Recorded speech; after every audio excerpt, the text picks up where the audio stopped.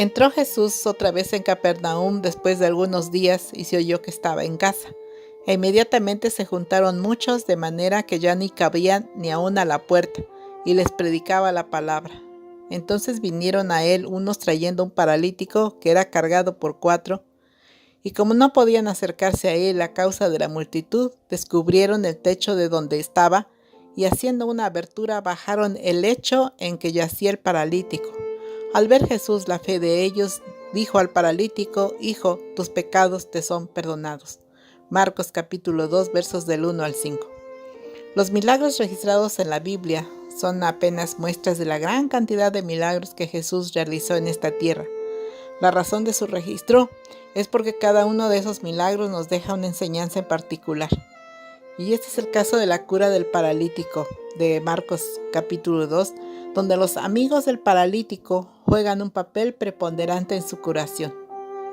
El propósito de la iglesia de hoy es un pueblo llamado a clamar por los que no pueden clamar.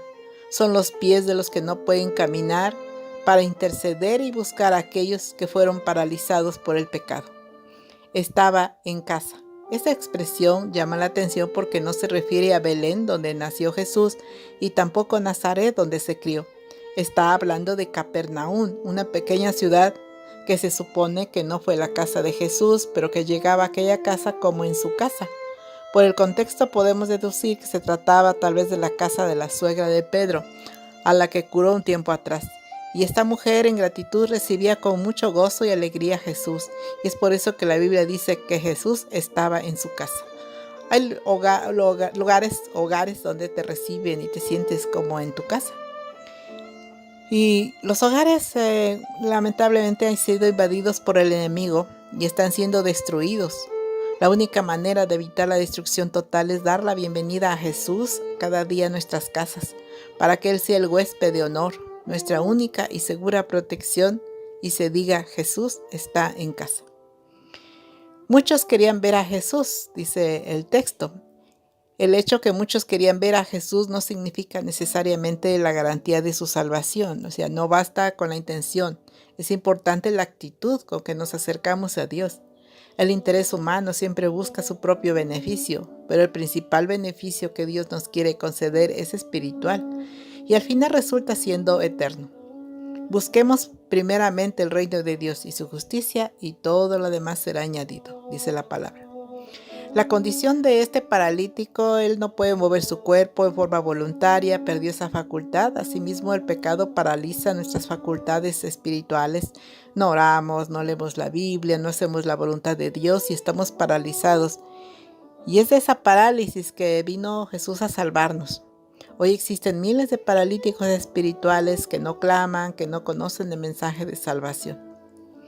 El trabajo de los amigos. Al ver la fe de ellos, dice, Jesús curó al paralítico. O sea, fueron esos amigos que llevaron a ese pobre paralítico a los pies de Jesús. Y ese es el trabajo verdadero de la iglesia de hoy: conducir a los pecadores a los pies de Jesús. Porque los paralíticos no caminan, no levantan las manos para clamar. Nosotros tenemos que clamar por ellos al Señor, y por nuestra fe el Señor tendrá misericordia de ellos y obrará grandes milagros. Seremos los pies de los que no pueden caminar, seremos las manos de los que no pueden clamar.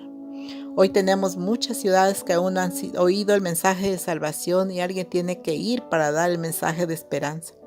Dice que no podían llegar a Jesús debido a la multitud. O sea, las multitudes a veces impiden ver a Jesús, pero Dios llega a nosotros a pesar de los obstáculos cualquiera que existen.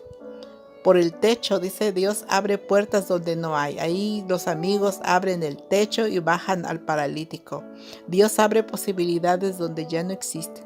Los ojos humanos no pueden ver las oportunidades y salidas a las grandes necesidades humanas. En la visión divina siempre hay una salida. Tenemos que actuar como una comunidad rompetechos y no como una comunidad tirapiedras, como la gente que rodeaba a Jesús y que empezaron a criticar lo que él hacía. Una comunidad especializada en salvar vidas en el nombre de Jesús. Lo que parece imposible a nuestros ojos es posible para Dios. Él abrirá puertas donde no hay techos, porque nada impedirá el avance de hombres y mujeres que marchan con fe. Hijo, tus pecados te son perdonados. Jesús tiene autoridad para perdonar pecados. Esa es la verdadera enfermedad que nadie puede curar, solo Dios. Suena como música maravillosa en nuestros oídos, porque el perdón es el mejor consuelo para el que sufre la pena del pecado. Y a ti te digo, levántate. Y es la orden del Señor. No necesitas volver a tu vida pasada y Él te ofrece la restauración total. No permitas que Jesús pase y sigas paralítico. No dejes de clamar por alguien para que el Señor lo levante de su parálisis espiritual. Dios se deleita en usar hombres y mujeres dispuestos a llevar las buenas nuevas de salvación. Oremos. Señor, hoy, Señor, yo quisiera ser esa amiga, ese amigo, para poder llevar a las personas que me rodean a ti y pedirte por aquellos que no te conocen, para que puedan recibir el perdón y la restauración de su parálisis espiritual. Hazme un instrumento, Señor, de salvación para poder clamar, interceder y llevar ese mensaje de salvación a hombres y mujeres paralizados por el pecado. Todo esto te lo pido en el nombre de Jesús. Amén y amén. Que el Señor te bendiga abundantemente en este día.